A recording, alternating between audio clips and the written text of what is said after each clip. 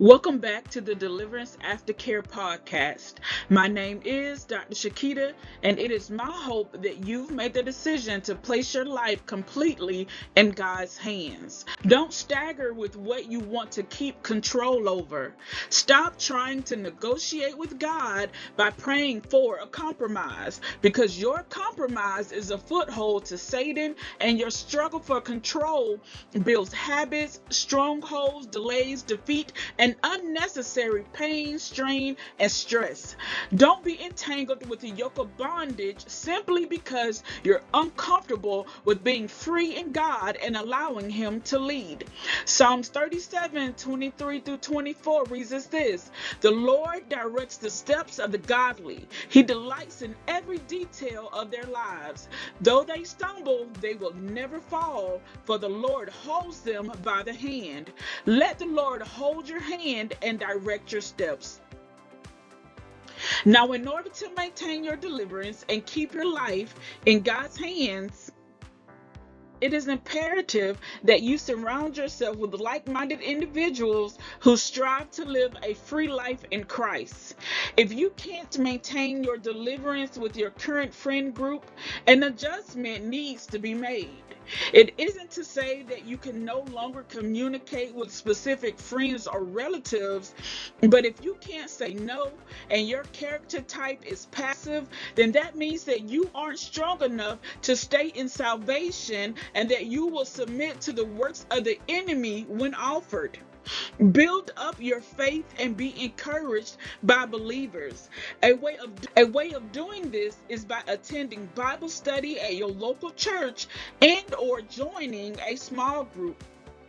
Typically, Bible studies and small groups allow you to ask questions, to build relationships, and learn practical ways of implementing the Bible in your day-to-day life. An aspect of deliverance is not getting entangled again with the sin that entrapped you. So it's time for you to know your worth in Christ and build your new identity in Him, because fellowship is important. Fellowship with believers puts you in a space of being encouraged by the testimonies of others, and it provides you with an opportunity to connect with and develop new friendships in your new life of freedom. Matthew 18:19. Again I say unto you, that if two of you shall agree on earth as touching anything that they shall ask, it shall be done for them of my Father which is in heaven. Hebrews 10:25. Not forsaking the assembling of ourselves together, as the manner of some is, but exhorting one another, and so much the more as ye see the day approaching. And Acts 12:12.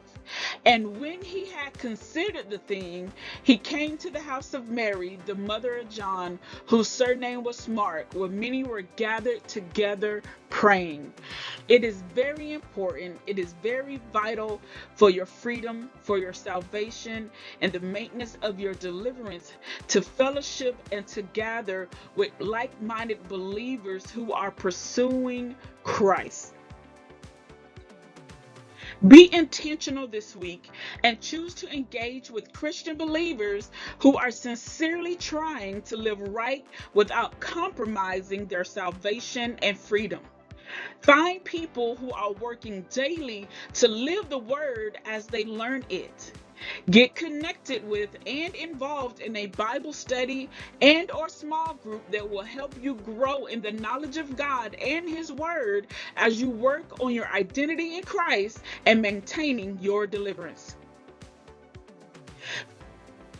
Please make sure that you share this podcast and its impact on your life with others. If you have a question about your deliverance journey or would like to sign up for Deliverance Aftercare sessions, you can reach out to me via the information in the description box. The Deliverance and Recovery Workbook is also available for purchase and download in the description box. Until next time, remember that Deliverance Aftercare is self-care.